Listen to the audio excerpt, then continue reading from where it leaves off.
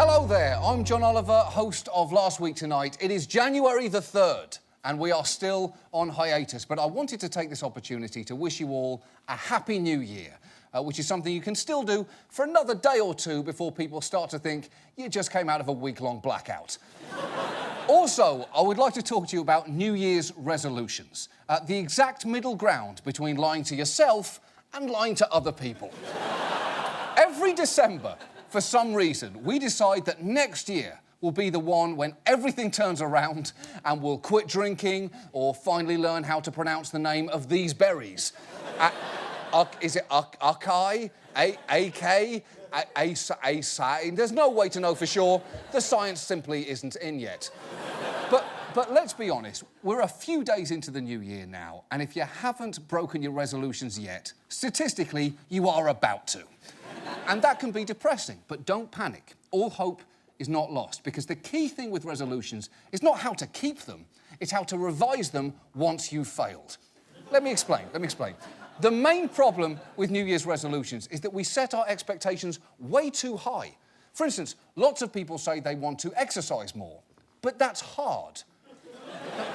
Exercise is like reading for your muscles, except you can't watch a movie of someone else exercising and basically get the gist of it. So instead of beating yourself up because you haven't gone to the gym yet, simply lower your standard for what counts as exercise to anything that brings your heart rate up. That way, instead of jogging, simply try waking up late for work or taking a pregnancy test. That way, you haven't failed to keep your New Year's resolution, you've just succeeded in a different way. Or let's say you bought a crock pot and promised yourself you'd use it to make yourself nutritious meals. Clearly, that was never going to happen. So simply revise your promise to saying that you would use it, period.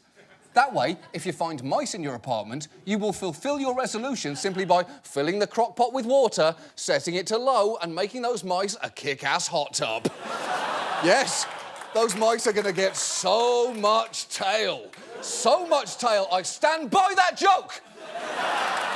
I stand by the tail joke. I do not apologise.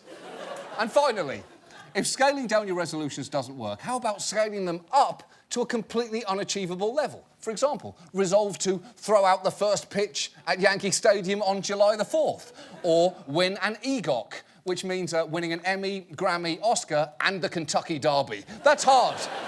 You're not going to do any of those things, which is why you won't feel bad when they don't happen, because deep down we all know the key to a successful resolution is not hard work and dedication, it's managing disappointment, and that's it.